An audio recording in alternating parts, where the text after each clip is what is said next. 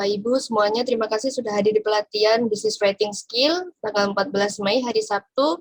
Walaupun hari Sabtu, semoga tetap semangat dan tetap antusias mengikuti pelatihannya. Nanti jika ada pertanyaan boleh langsung di-unmute, langsung ditanyakan.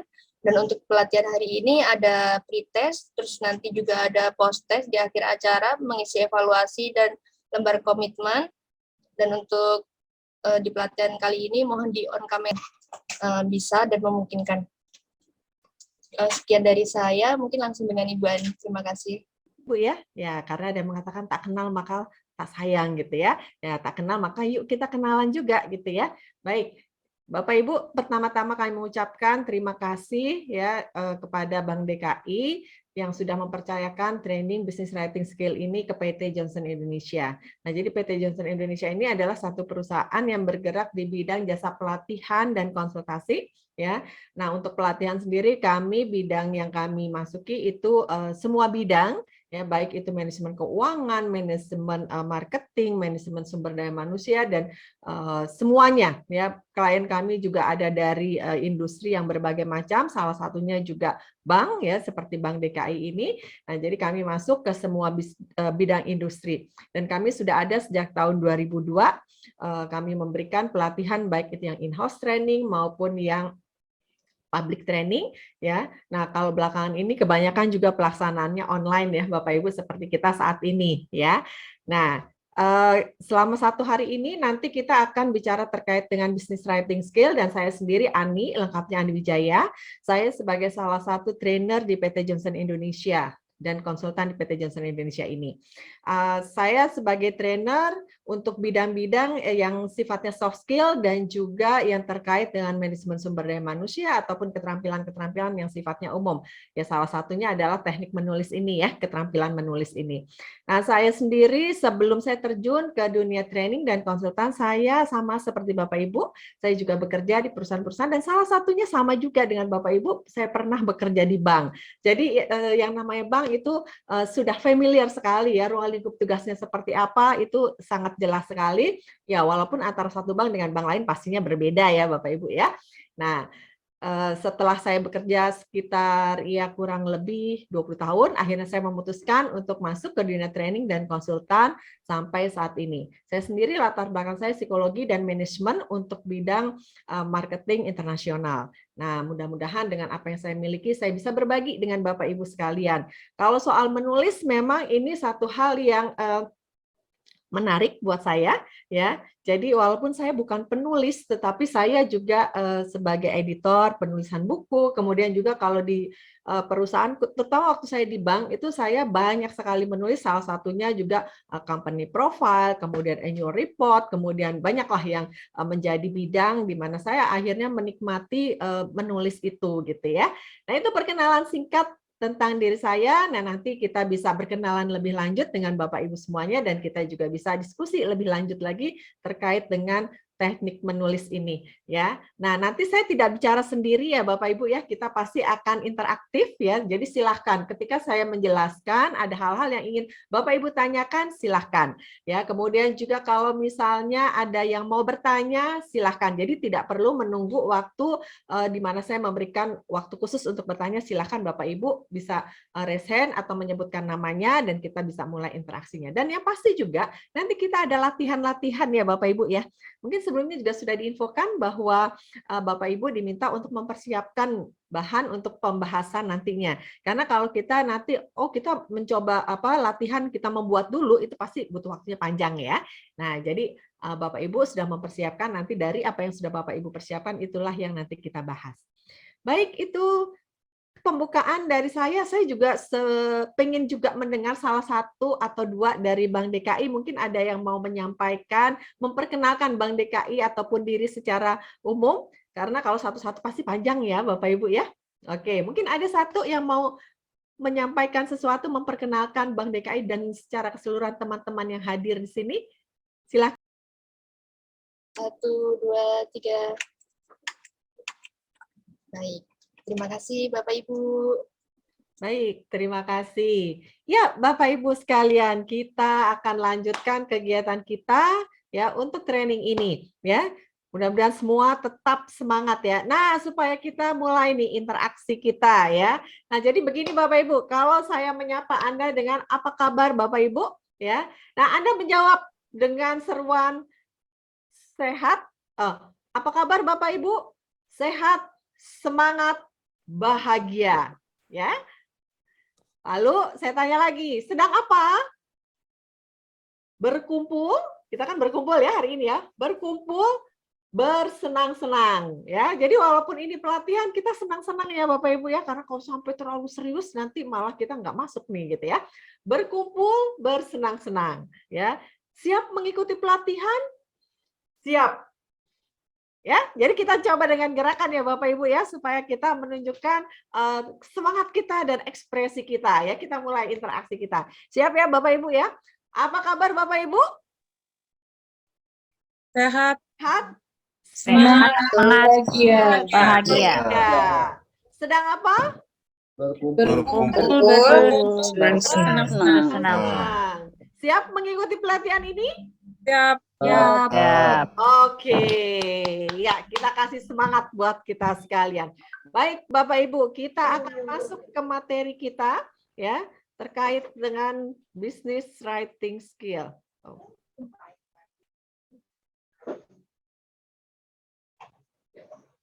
Ya. Sudah terlihat ya? Baik. Ya, jadi inilah topik kita selama 1 hari ini, mulai dari pagi ini Bapak Ibu sampai nanti sekitar jam 4 sore ya.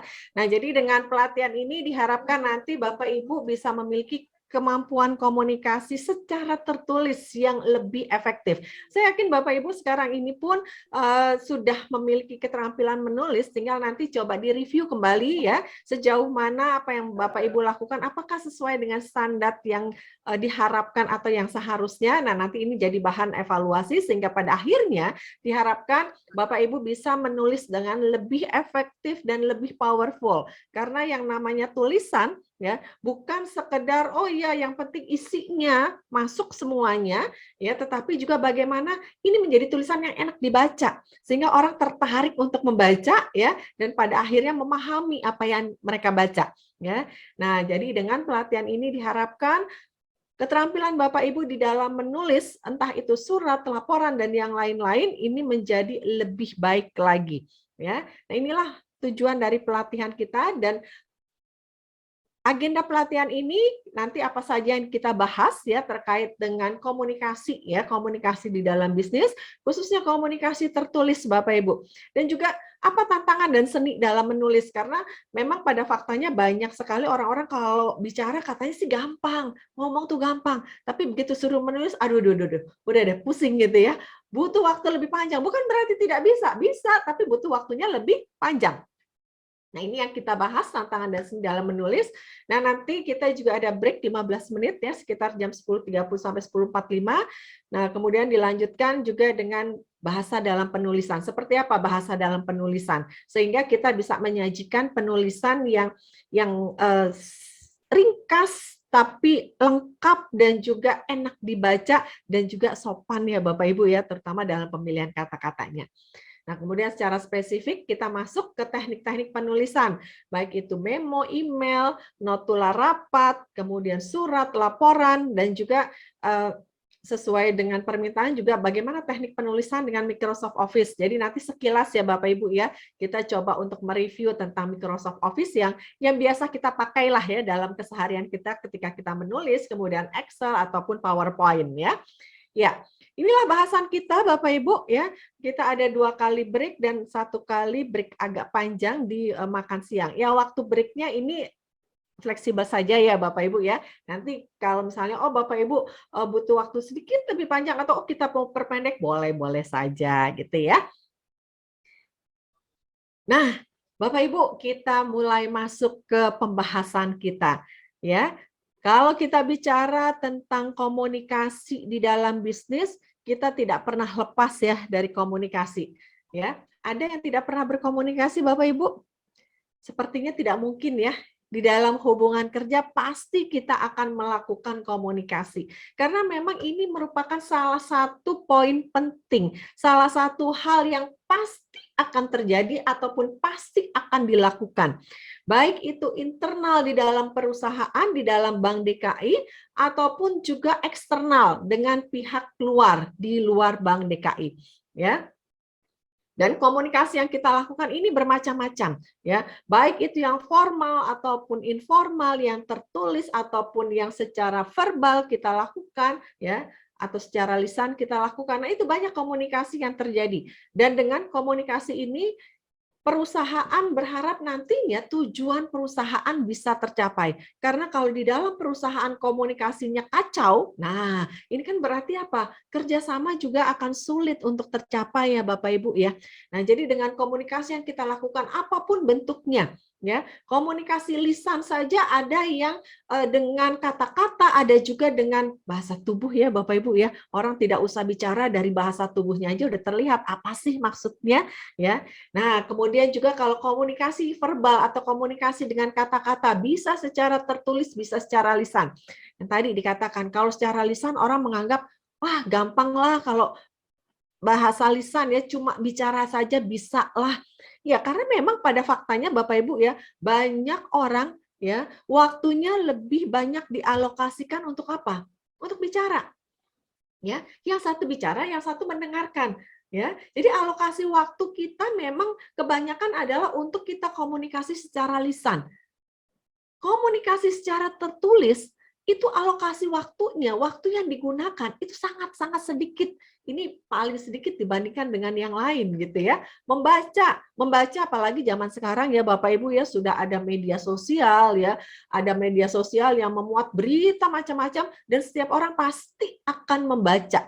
Ya, entah dimanapun ya, Anda yang misalnya membawa kendaraan, bawa mobil aja ya, lampu merah aja pengennya baca ya, buka HP baca gitu ya.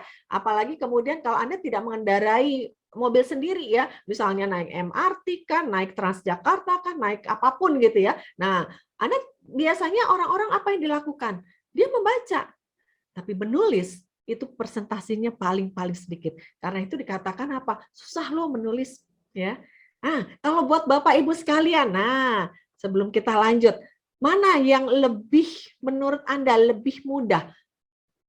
Berbicara atau menulis? Silakan. Mungkin ada yang mau memberikan pandangannya. Kalau lebih mudah membaca, lebih mudah menulis, kenapa sih Anda mengatakan lebih mudah menulis? Kalau lebih mudah berkata-kata gitu ya, kenapa lebih mudah berkata-kata? Silakan. Ada yang punya pendapat? Kita lakukan ya. Yang perlu kita tingkatkan juga adalah kemampuan kita untuk berkomunikasi secara efektif. Apakah itu komunikasi lisan ataupun komunikasi tertulis, semua harus bisa dilakukan secara efektif.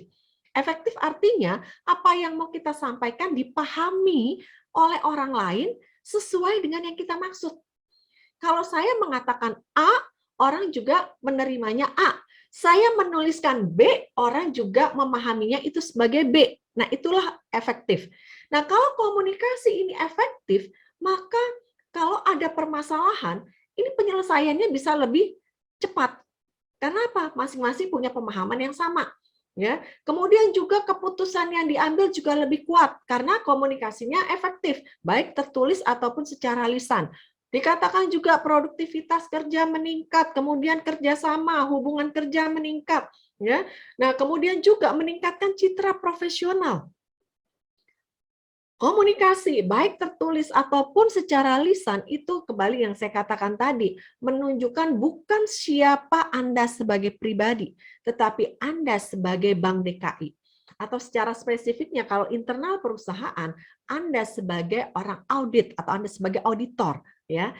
Nah, jadi meningkatkan citra profesional. Secara umum, baik itu secara lisan ataupun tertulis, kita perlu lakukan itu secara efektif. Nah, spesifiknya komunikasi tertulis. Ini juga tidak lepas dari kegiatan kerja kita. Apalagi bagian Anda ini tidak lepas dari yang namanya laporan ya. Pasti ada ya Bapak Ibu ya. Tidak mungkin tidak. Di dalam konteks bisnis, di dalam perusahaan, komunikasi tertulis tidak bisa dihilangkan begitu saja. Pasti itu akan dilakukan. Ya, walaupun orang mengatakan, aduh saya susah nih nulis, ya tetap dia harus bisa melakukan komunikasi tertulis. Ya, memang pada faktanya, ya orang dikatakan secara umum lebih mudah untuk bicara. Komunikasi tertulis itu lebih sulit, ya. Ya, kenapa? Karena memang dia perlu untuk memikirkan kata-kata apa yang tepat, ya, kata-kata yang tepat yang bisa dipahami oleh orang lain. Karena ketika kita melakukan komunikasi tertulis, kita tidak tahu respon si pembacanya pada saat itu. Atau pada saat dia membaca, kita tidak ada di situ sehingga kita juga tidak tahu responnya. Tetapi kalau komunikasi secara lisan, ya, itu kita bisa langsung lihat respon orang itu. Dia paham atau tidak sih yang saya sampaikan? Ya, paling tidak kan kita bisa lihat ya dari ekspresinya, dari bahasa tubuhnya, ya. Inilah hal-hal yang praktis atau yang lebih membuat orang lebih suka bicara. Ya, karena apa? Dikatakan ya lebih mudah ya itu, ya. Tapi ada juga orang mengatakan, "Oh, buat saya lebih mudah untuk menulis." Ya, karena buat dia lebih enak dia untuk berpikir dulu sebelum dia menuangkan dalam kata-kata dalam bentuk tulisan. Ya, dikatakan komunikasi tertulis ini pertukaran informasi, ya, pertukaran informasi, ide, pandangan, pendapat yang disampaikan dalam bentuk tulisan, ya, dalam bentuk tulisan. Jadi kita tidak atau belum tentu bertatap muka langsung dengan orang itu, tetapi apa yang kita mau sampaikan itu kita tuangkan di dalam bahasa tulisan dan kita berikan kepada orang tersebut. Dan komunikasi tertulis ini merupakan hal yang penting, ya. Dikatakan penting karena ini merupakan representasi bisnis. Ketika Anda menuliskan sesuatu, ya seperti saya katakan tadi juga, ya kita tidak bisa langsung menarik begitu saja. Apa yang sudah ditulis itu yang beredar, itu yang sudah dibaca oleh orang, itu dianggap adalah hal yang resmi dari Bank DKI, ya. Apalagi itu untuk kebutuhan eksternal, ya. Nah, jadi ini representasi bisnis. Kemudian juga dikatakan menciptakan kesan terhadap perusahaan. Bahkan Bapak Ibu, kesan terhadap perusahaan bukan hanya dari tulisan yang kita sajikan, bahkan dari tampilan. Contohnya apa? Kalau orang yang komunikasi lisan ya, oh kita bisa lihat bahasa tubuhnya, penampilannya. Dari bahasa tertulis, bahasa tulisan, kesan terhadap perusahaan juga bisa dilihat dari tampilan. Tampilan apa? Kertas surat misalnya. Anda bisa bayangkan kalau Anda menerima surat dari satu perusahaan, kertas suratnya sudah kuning gitu, ya, banyak bercaknya. Kira-kira apa sih penilaian Anda kalau menerima surat yang seperti itu? Kesan positif atau negatif tentang perusahaan? Negatif. Negatif. Negatif. Kenapa negatif? Apa kesan Anda terhadap perusahaan itu? Gimana Bu Paramita? Apa kesannya melihat kertas surat yang kuning? Mungkin kesannya pertamanya kayak jorok kali ya, Bu. Gitu, Bu. Perusahaannya tidak bonafit, Bu. Jorok, Ya. perusahaannya tidak bonafit. Oke. Apalagi? Anda yakin bisa bekerja sama atau mau bekerja sama dengan perusahaan itu? Enggak, Bu, karena kesannya Tidak. tidak menghargai pihak yang dia akan disampaikan suratnya. Kesannya tidak menghargai. Oke, ya. Nah, ini ya, ini kesan ya, terlepas dari benar atau tidak ya pada faktanya ya, tapi inilah kesan yang tertangkap Bapak Ibu ya. Begitu lihat kertas suratnya seperti ini, ya ampun, ini kok nggak menghargai, jorok benar sih perusahaannya, kayaknya nggak bonafit deh, nggak meyakinkan. Aduh, jadi ragu deh kalau saya bekerja sama dengan perusahaan ini. Bank DKI mikirlah ya, dalam hal ini Anda yang menerima surat itu, Anda mikir 2 kali gitu ya. Nah, ini kesan terhadap perusahaan ya. Komunikasi tertulis dikatakan juga ini dokumen penting, udah pasti ya Bapak Ibu ya. Dokumen penting, segala sesuatu Bapak Ibu kita tidak bisa hanya kata-kata ya, semua hal-hal yang sifatnya penting bahkan yang sifatnya sangat penting itu harus dituangkan dalam bentuk bahasa tulisan ya. Kita tidak bisa oh ini kebijakan perusahaan tapi hanya secara lisan itu tidak bisa ya. Kebijakan perusahaan harus dituangkan dalam bentuk tulisan. Ya, ini dokumen penting, alat persuasi untuk meyakinkan. Ya, misalnya kita membuat laporan, Anda membuat laporan kepada manajemen. Tujuannya apa? Meyakinkan perusahaan, meyakinkan manajemen bahwa ini loh terjadi seperti ini. Ini loh yang kemarin kita temui terkait dengan kasus ini. Ini loh gambaran perusahaan ini gitu ya. Nah, udah ya. Ya. Ya, Bu. Baik, Bapak Ibu, ya materi sudah disampaikan dan mudah-mudahan dari apa yang disampaikan semuanya bisa memberikan masukan kepada Bapak Ibu semuanya, ya. Sehingga nantinya Bapak Ibu bisa lebih baik lagi di dalam melakukan komunikasi secara tertulis, ya, karena memang komunikasi secara tertulis ini mengandung unsur seninya ya Bapak Ibu ya. Jadi selain pengetahuan, keterampilan kita juga bisa lebih mempertajam kepekaan kita dengan cara apa? Dengan cara kita membaca lagi apa yang kita tuliskan dan kita rajin membaca pastinya ya Bapak Ibu ya. Dan tidak ada kata lain, semuanya itu perlu dilatih dan dilatih terus-menerus sehingga kita bisa lebih baik dan terus lebih baik lagi. Dan mudah-mudahan ini menjadi awal buat Bapak Ibu untuk mau kembali merefresh ya. Saya yakin Bapak Ibu sudah punya pengalaman, kalau tadi juga dari pembicaraan, dari diskusi kita, pengalaman Anda sudah luar biasa. Nah, tinggal ada waktunya kita untuk refresh sejenak ya. Kita mencoba untuk membaca kembali, kita coba lebih peka lagi, meningkatkan kepekaan lagi sehingga pada akhirnya kita bisa lebih baik dan lebih baik lagi. Bahkan bukan cuma komunikasi tertulis, nanti pun Bapak Ibu coba untuk terus mengembangkan diri sehingga Bapak Ibu bisa lebih baik juga dalam komunikasi secara lisan ya. Mungkin nanti satu waktu kita ketemu juga ya. Nah, ataupun juga dengan keterampilan-keterampilan yang lainnya sehingga Bapak Ibu bisa menjadi orang yang lebih baik dan lebih baik lagi. Terima kasih untuk kebersamaan kita. Sukses buat Bapak Ibu, sukses buat kita semua. Semoga kita semua dalam keadaan sehat dan semangat selalu. Terima kasih, sampai ketemu di lain kesempatan. Saya kembalikan ke Mbak Nur. Silakan Nur. Baik, terima kasih Bu Ani. Terima kasih Bapak Ibu semua sudah semangat sampai akhir, sampai jam 16 ini. Untuk semoga materinya bermanfaat dan jika ada salah kata maupun perbuatan dari kami mohon dimaafkan. Semoga kita bisa ketemu lagi dan sukses, sehat selalu untuk kita semua. Amin. Amin. Amin. Terima kasih Bu Ani, Mbak Nurlela. Kita boleh on kamera terlebih dahulu, kita foto bersama lagi Bapak Ibu. Oh, boleh. Sebelum kita bubar, nah kita foto lagi dengan wajah yang penuh keceriaan, tetap semangat di sore hari ya. Apa kabar Bapak Ibu, sehat, semangat, bahagia gitu ya. Apa kabar Bapak Ibu? Sehat, semangat, bahagia. Baik, saya hitung. 1, 2, 3. Apa kabar Bapak Ibu? Sehat, semangat, bahagia.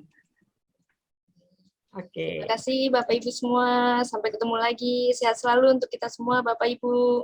Terima kasih. Terima kasih. Amin. Terima kasih Bu Ani, Mbak Bu Lela. Bu Ani, Terima Nurlela. Sehat selalu, sukses selalu Bapak Ibu.